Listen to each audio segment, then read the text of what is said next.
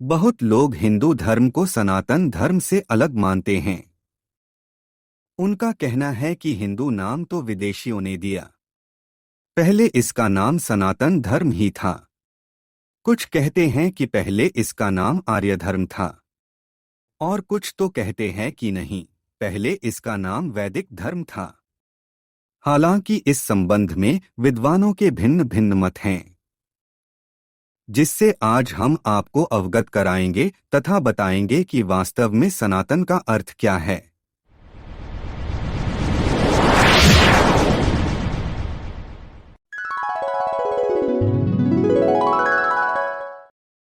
नमस्कार मित्रों, सनातन टेल्स पर आपका स्वागत है।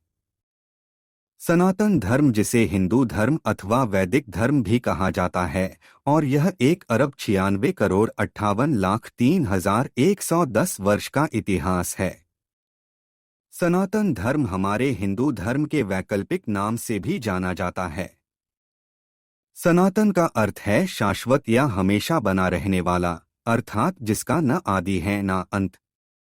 सनातन धर्म मूलतः भारतीय धर्म है, जो किसी समय पूरे भारतीय उपमहाद्वीप तक व्याप्त रहा है। विभिन्न कारणों से हुए भारी धर्मांतरण के बाद भी विश्व के इस क्षेत्र की बहुसंख्यक आबादी इसी धर्म में आस्था रखती है। ओम सनातन धर्म का प्रतीक चिन्ह ही नहीं, बल्कि सनातन परंपरा का सबसे पवित्र शब्द है। ऋग्वेद के अनुसार समस्त देवता और मनुष्य इसी मार्ग से पैदा हुए हैं तथा प्रगति की है। मनुष्यों, आप अपने उत्पन्न होने की आधार रूपा अपनी माता को विनष्ट न करें।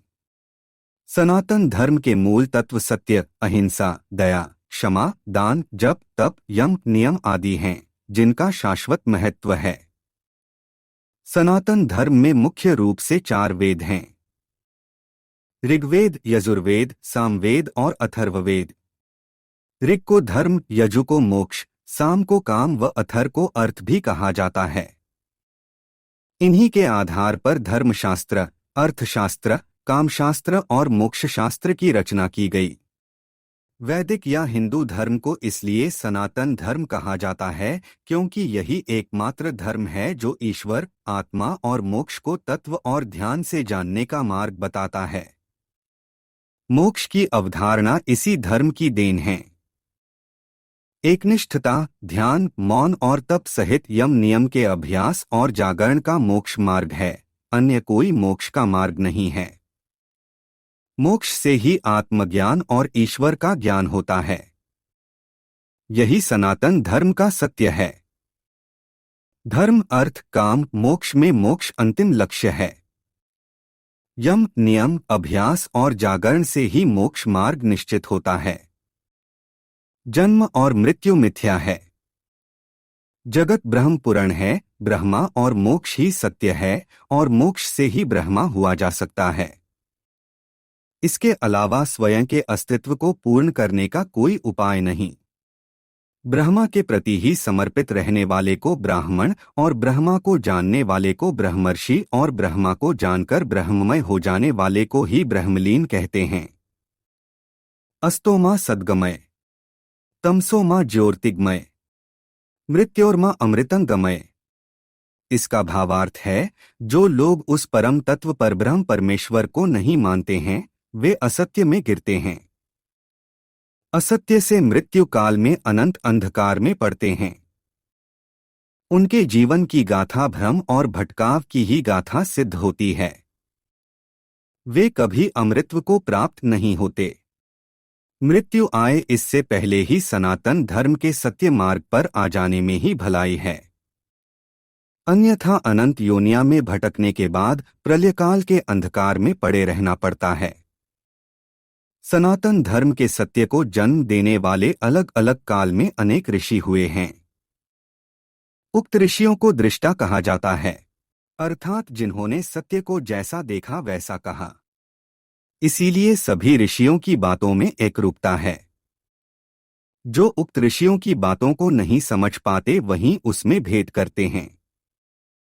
भेद भाषाओं में होता है, अनुवादकों में होता है, संस्कृतियों में होता है, परंपराओं में होता है, सिद्धांतों में होता है, लेकिन सत्य में नहीं। हिंदू धर्म के अनुसार पुराणों की कुल संख्या 18 बताई गई है।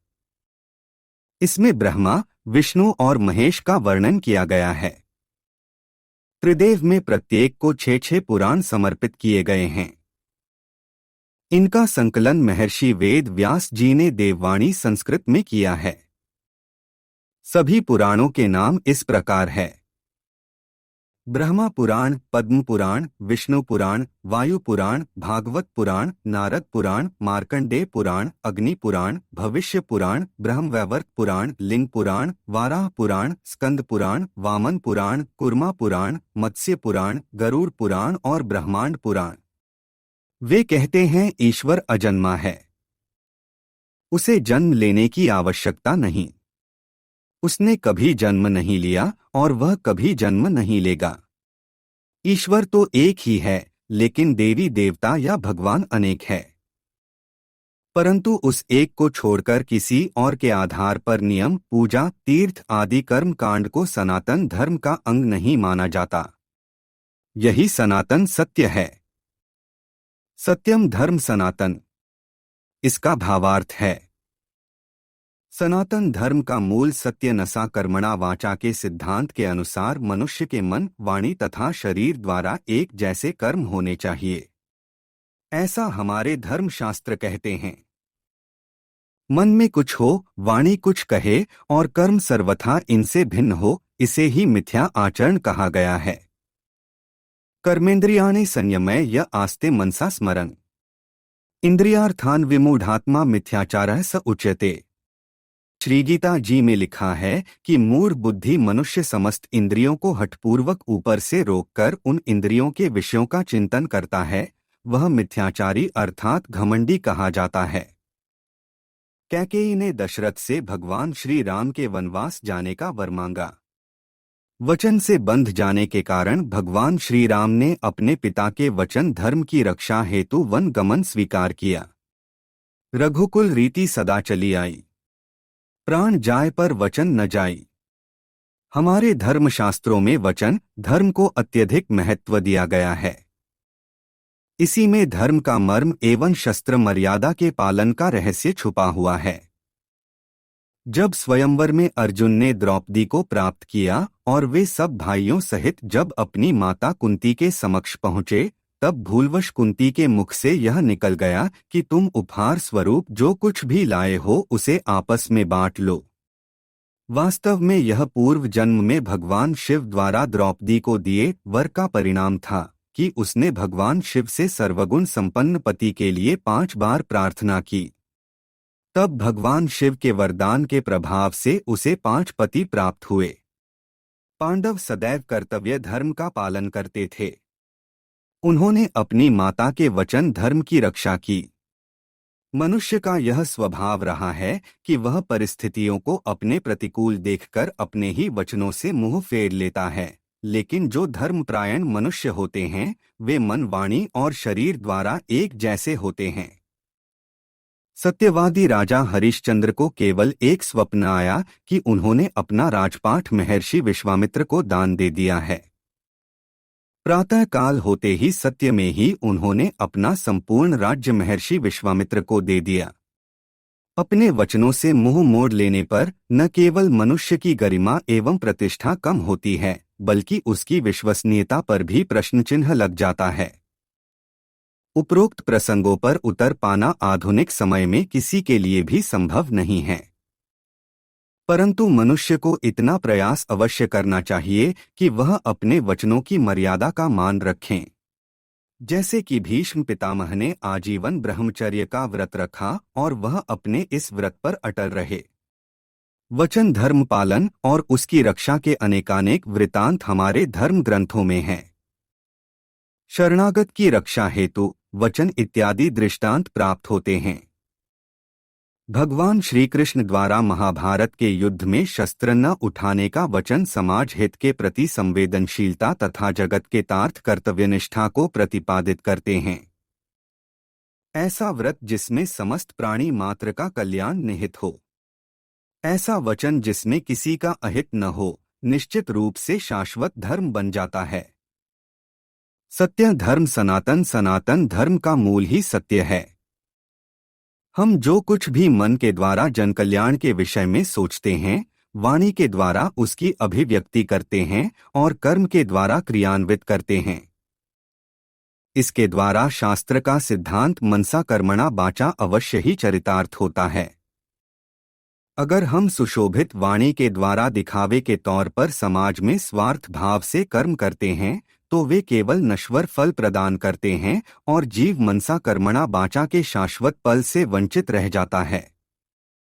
यदा यदा ही धर्मस्य ग्लानिर्भवति भारत, अभ्युत्थानमधर्मस्य तदात्मानं सृजाम्यहम्।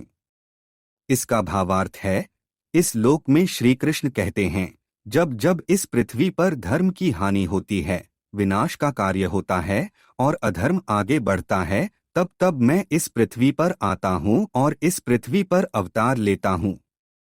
हमें आशा है कि हमारी यह वीडियो आपको पसंद आई होगी।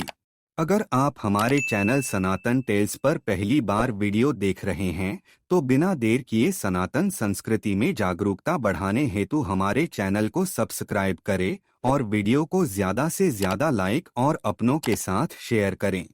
आज के वीडियो में केवल इतना ही। तब तक के लिए जय श्री राम।